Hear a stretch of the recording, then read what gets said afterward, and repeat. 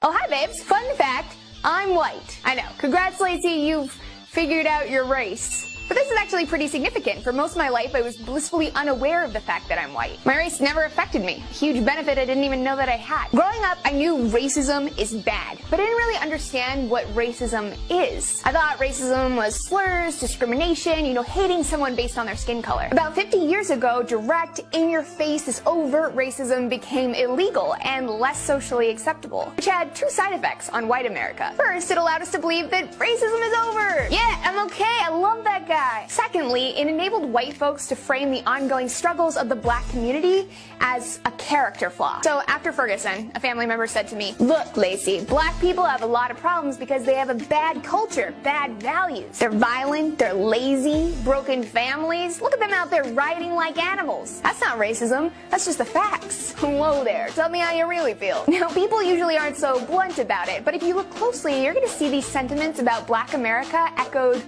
everywhere. So I taught school for 20 years. A lot of people of color who didn't want to work as hard, they wanted it given to them. They don't make a living for themselves. They just drop out of high school. I'm gonna have kids. I'm gonna get a welfare check. I'm gonna get my GED. I'll get my GED. I'm gonna go work at McDonald's. Young black men often reject education and gravitate towards the street culture, drugs, hustling, gangs. Nobody forces them to do that. Again, it is a personal decision. The message, to be black, is to be inferior. But that's not the facts, that's just racism. Racism isn't just burning crosses and white hoods. Racism is a seeping system of forces that effectively keep people of color in a permanent second-class status. It's the foundational fabric of our society, woven with values and attitudes, stereotypes, policies, economics, laws. Jim Crow was replaced with a host of shiny new laws that were just as racist, but looked better on the surface. This has made it harder than ever for white America to see the truth. The odds are ever in our favor, and they always have been. Let's take a stroll down memory lane. Stop 1. Wealth. Between 1934 and 1962, the government backed $120 billion of home loans. But they refused to give out home loans to black folks, or even if black folks lived nearby. This went on for decades. This practice, called redlining, essentially 1. Forced black Americans into poor urban centers, the beginnings of the ghetto. 2. Segregated America to this day. 3. Made it impossible to invest in the future of black neighborhoods. And 4. Made it impossible for black Americans to start inheriting property and wealth the same way that white Americans were. Stop 2. Education. Property taxes fund schools, which means that families that live in nice houses, maybe ones they got with the help of the government, get a better education. Better education means more opportunities, more resources, more connections, more jobs, more money, money, money. Stop 3. Jobs. The lack of educational opportunities meant that many black folks were relegated to low-wage manual labor. Today, when looking at the same exact resume, employers are 50% more likely to call back a resume labeled with a white-sounding name. Stop 4. Mass incarceration. Shortly after the civil rights movement, prisons became privatized for-profit businesses. Fill those cells, make those dollars, and they did. The prison population shot up from 200,000 to 2.4 million. More than any country in the world. And who filled those cells? People of color. More African American adults are under correctional control today than were enslaved in 1850, a decade before the Civil War began. Black men are now imprisoned at 6 times the rate of white men. So did black men just become 6 times more dangerous? Or of course not. What changed was the laws and sentencing. Sweeping laws were written that specifically targeted black communities. For instance, the sentence for possession of crack was 100 times harsher than the sentence for cocaine.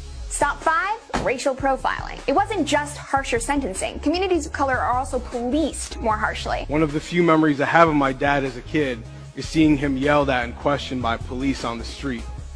And when they didn't like the answers he was giving them to their questions, they proceeded to aggressively question me. And I was just 8 years old. Policies like Show Me Your Papers and Stop and Frisk target people of color under the law. Totally legal. So shocker, they're much more likely to get arrested for doing the same things that white people do, but twice as likely to get pulled over. Take the late Walter Scott, who was pulled over for having a broken taillight, only to be shot 5 times in the back by a cop. Stop 6. Police brutality.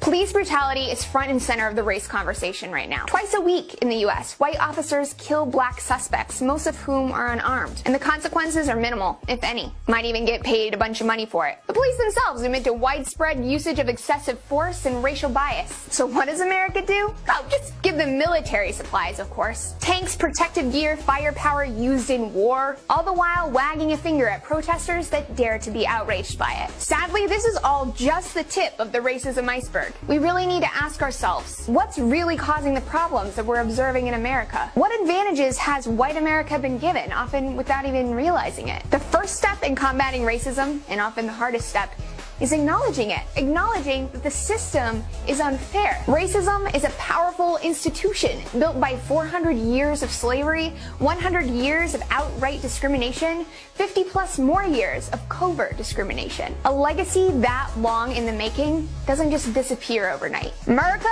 got a lot of work to do. Links down below to some voices that you should definitely be following, as well as sources and lots more information for your thirsty brains. Lots of love, y'all. I'll see you next time. Mwah!